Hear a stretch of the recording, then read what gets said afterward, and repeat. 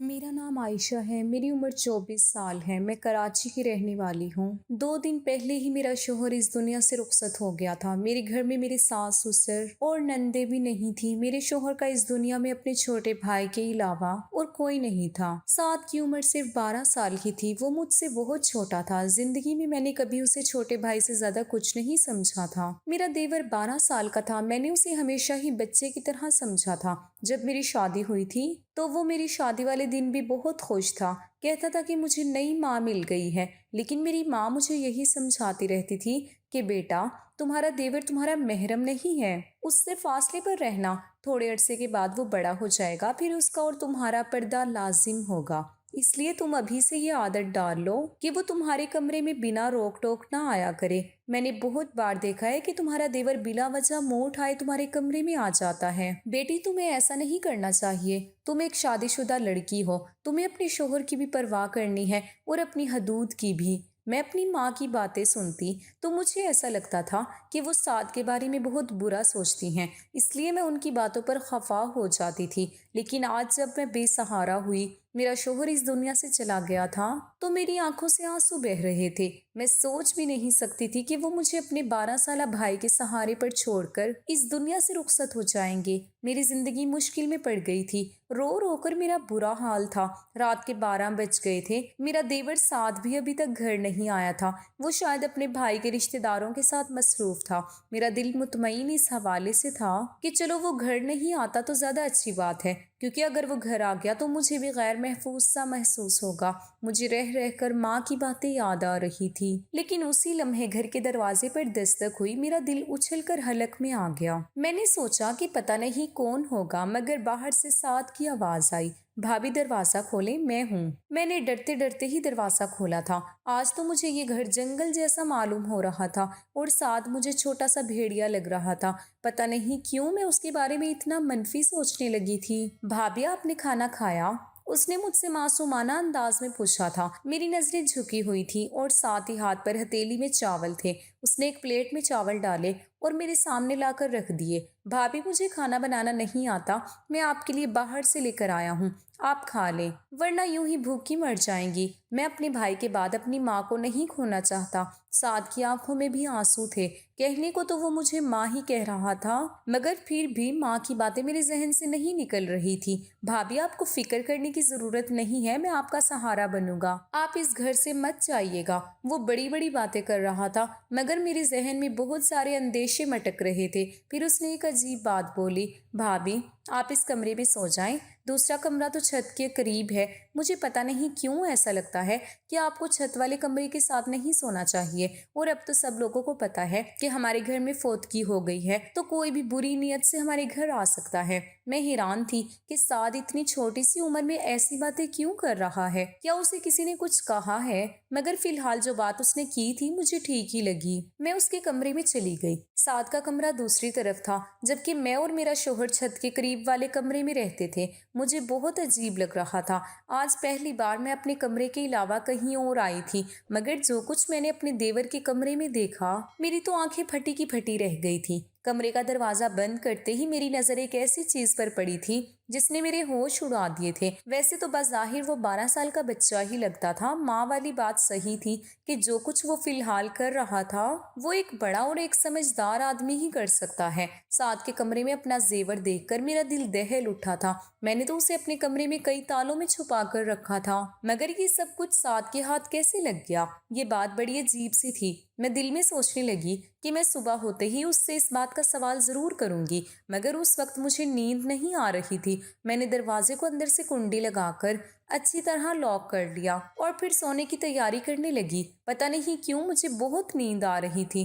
2 दिन से मुझे कुछ ज्यादा ही नींद आ रही थी। आज मुझे लग रहा था जैसे साद के लाए हुए चावल खाकर मेरी आंखों पर गनूदगी तारी हो रही थी। मैंने दिल में सोचा कि कहीं चावल खाने से मुझे नींद तो नहीं आ रही, मगर इतना तो मुझे मौका ही नहीं मिला। जब मेरी आंख खुली तो सुबह के 10 बज रहे थे। मैं हैरान हो रही थी کہ آج مجھے اتنی نیند کیسے آ گئی، حالانکہ 2 دن سے مجھے بالکل نیند نہیں آ رہی تھی، لیکن آج چاول کھانے کے بعد میری آنکھیں ایسے بند ہوئیں جیسے کسی کو شراب پلا دی گئی ہو۔ میں حیران ہو رہی تھی، ایسا ہونا تو نہیں چاہیے تھا۔ دل میں بار بار ایک ہی خیال آ رہا تھا کہ کہیں سعد کے لائے ہوئے چاولوں کو کھا کر میں بے ہوش تو نہیں ہو گئی۔ لیکن آخر سعد ایسا کیوں کرتا، میں نے دل میں سوچا۔ آنکھیں ملتی ہوئی میں باہر آئی تو سعد سامنے کچن میں چائے بنا رہا تھا۔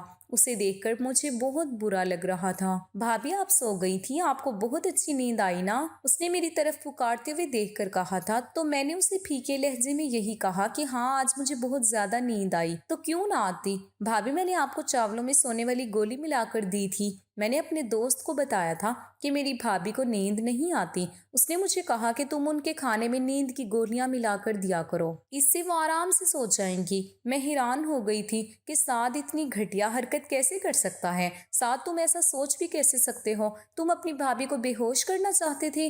نہیں نہیں بھابھی، میں تو آپ کو اچھی نیند دینا چاہتا تھا۔ دیکھیں اب آپ اچھی خاصی تر و تازہ لگ رہی ہیں، یہ لے چائے پی لیں۔ اس نے چائے میرے سامنے رکھی تو میں شک میں پڑ گئی، تم نے اس میں بھی کچھ ملایا تو نہیں ہے؟ اللہ کی قسم نہیں بھابھی، وہ تو میں نے آپ کی نیند کے لیے، آپ کے سکون کے لیے گولیاں ملائی تھیں۔ کہتی ہیں تو یہ چائے میں آپ کے سامنے خود پی لیتا ہوں، بلکہ ہم آدھی آدھی پی لیتے ہیں۔ اس نے اس پیالے سے گھونٹ بھرتے ہوئے مجھے دکھایا تو میں یقین کر بیٹھی۔ میں نے کہا کہ ٹھیک ہے، مجھے معاف کر دو، میں تمہارے بارے میں شکی ہو جاتی ہوں۔ میں سعد کا چہرہ دیکھتی تو اس کی معصومیت پر مجھے یقین آ جاتا تھا، کیونکہ واقعی اس کے چہرے پر بہت زیادہ معصومیت اور شرافت تھی۔ میں نے آج اسے کچھ نہیں کہا تھا، جاننا چاہتی تھی کہ وہ آگے خود سے کیا کہے گا، کیونکہ جو کچھ میں نے اس کے کمرے میں دیکھا تھا اس کی تو کوئی معافی نہیں تھی۔ تھوڑی دیر بعد اس نے خود ہی منہ کھول لیا، بھابھی میں آپ کے زیور بیچنا چاہتا ہوں، میرا ایک بہت ہی جاننے والا مخلص اور ایماندار انکل ہے، وہ ہمارے زیور بیچ کر ہمیں بہت سارے پیسے دیں گے،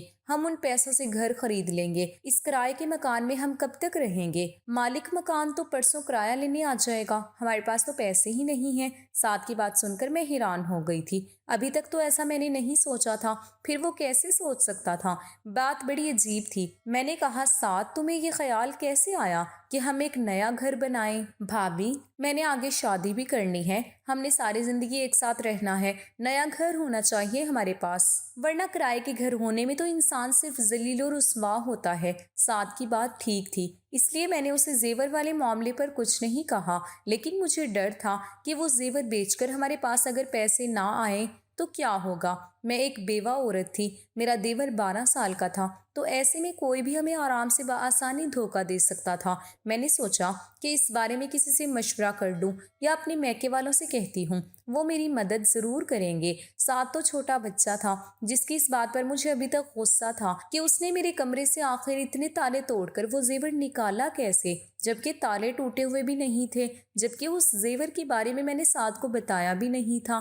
مجھے اب سعد کی باتوں پر غصہ بھی آ رہا تھا، لیکن وہ جو بھی کرتا ہے آخر میں اس کی ایسی وضاحت دی تاکہ میں مطمئن ہو جاتی۔ میں نے اپنے گھر والوں سے کہا کہ مجھے یہ زیور بیچ کر گھر لینا ہے۔ انہوں نے مجھ سے کہا کہ نہیں، گھر لینے کی ضرورت نہیں ہے، تم بیوہ ہو چکی ہو، اب تمہیں ہمارے گھر آنا ہوگا۔ مگر میں ان کے گھر نہیں جا سکتی تھی، میں جانتی تھی کہ میرے بھائی اپنی بیوی کے غلام ہیں، وہ اپنی بیوہ بہن کو کبھی بھی سہارا نہیں دیں گے، زندگی بھر انسان ان کے سہارے تو نہیں رہ سکتا۔ ابھی اچھا موقع تھا، میں اپنا زیور بیچ کر ایک گھر خرید سکتی تھی۔ میرے شوہر نے اپنی زندگی میں میرے لیے کافی سارا زیور بنایا تھا، مگر اپنے بھائیوں کی نیت دیکھ کر میں نے وہ زیور دینے کا ارادہ ترک کر دیا۔ اب میں سعد کے سہارے پر ہی چل رہی تھی۔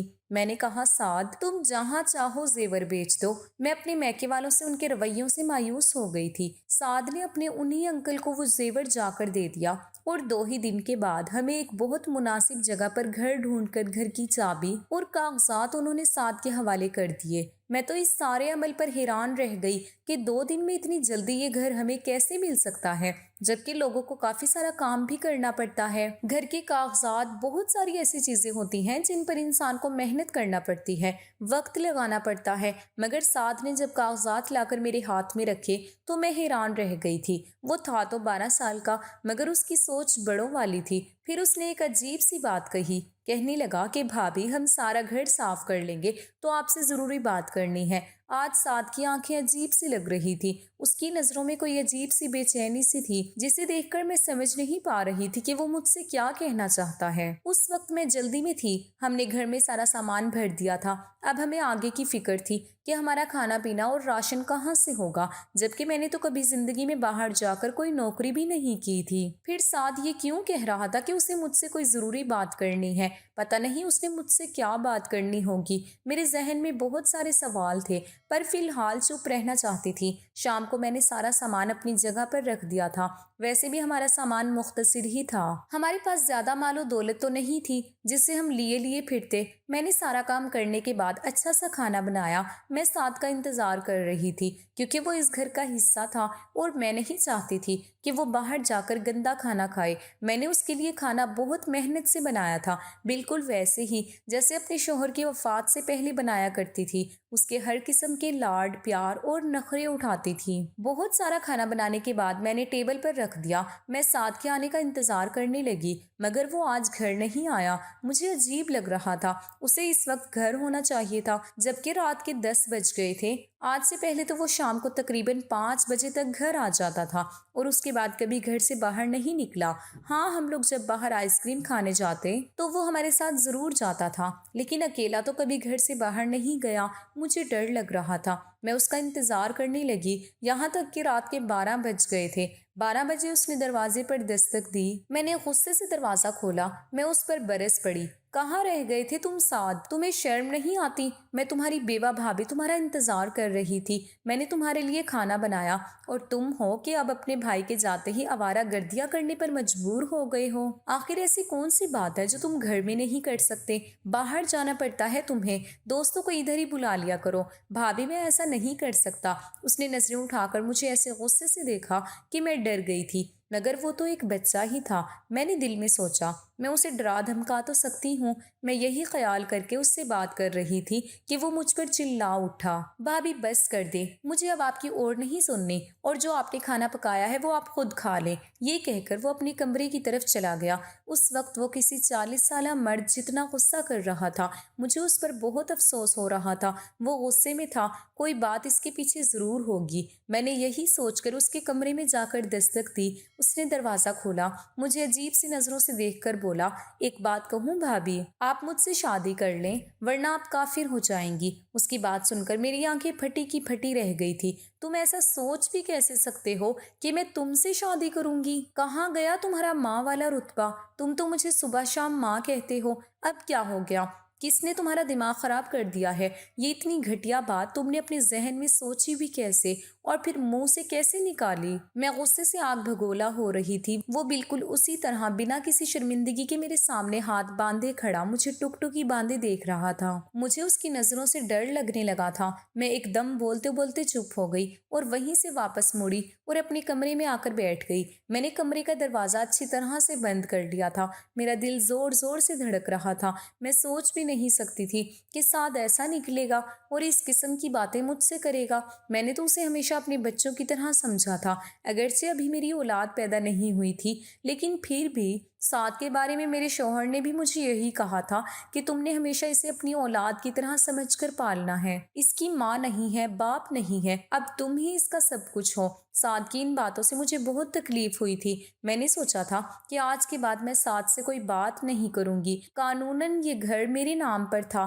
میں اس گھر میں خود اکیلی بھی رہ سکتی ہوں۔ اگر کسی کو میرے ساتھ رہنا ہوا تو میں کسی کو بلا لوں گی، اور سعد نے دوبارہ ایسی حرکت کی تو میں اسے گھر سے ضرور نکال دوں گی۔ یہ گھر تو میرے شوہر کے پیسوں کا تھا اور میرے نام پر تھا، لیکن سعد اس میں رہنے کا حق نہیں رکھتا تھا اگر وہ اپنی بھابھی کو عزت نہیں دے سکتا جو اسے دینی چاہیے۔ میری خاموشی اب غصے میں بدل گئی تھی۔ صبح اٹھتے ہی میں نے سعد کے کمرے کا دروازہ زور زور سے پیٹنا شروع کر دیا۔ پھر مجھے احساس ہوا کہ اس کے کمرے کا دروازہ تو اندر سے بند نہیں تھا۔ میں نے جب باہر سے دروازہ کھولا تو آگے سے کمرہ خالی تھا۔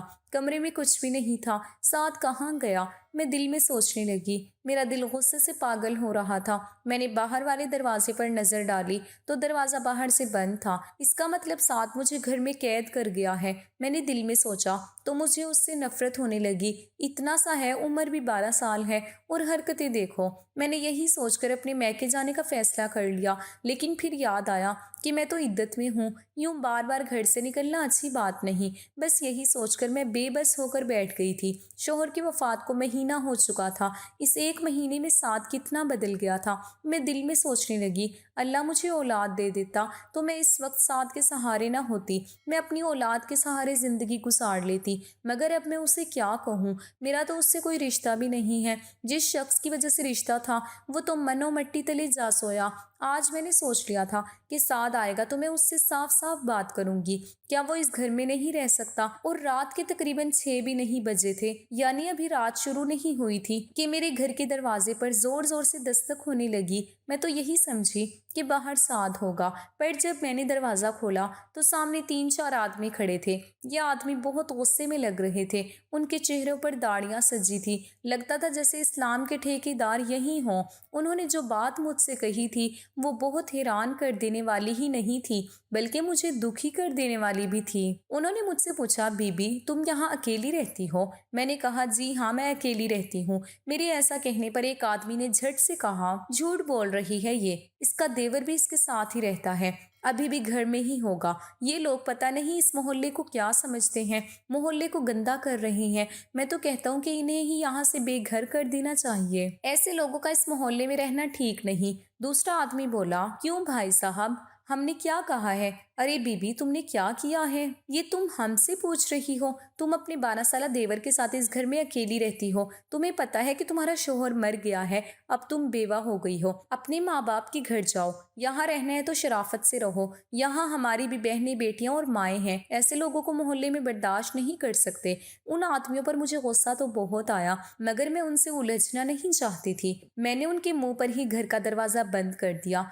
मेरी आंखों से आंसू बहने लगे। साथ पर मुझे गुस्सा आ रहा था। ये सब उसी का किया धरा है। मैंने अपना सामान बांधना शुरू कर दिया, क्योंकि अब यहाँ रहना मेरे लिए मुश्किल हो चुका था। मैं जानती थी कि साद ने ये सारी बातें मेरे बारे में ऐसे फैलाई होंगी जैसे मैं कोई बहुत गुनाहगार औरत हूँ। सच कहते हैं कि दुनिया अकेली औरत को खा जाती है। अल्लाह पाक सबकी इज्जतों की हिफाजत फरमाए, आमीन। दोस्तों वीडियो कैसी लगी कमेंट करके ज़रूर बताएं। अगर कहानी अच्छी लगी है तो इसे लाइक ज़रूर कीजिएगा और अपने दोस्तों के साथ ज़्यादा से ज़्यादा शेयर करें। और अगर आपने अभी तक हमारे चैनल को सब्सक्राइब नहीं किया है तो इस चैनल को सब्सक्राइब भी कर दीजिएगा। शुक्रिया। अल्लाह हाफिज़।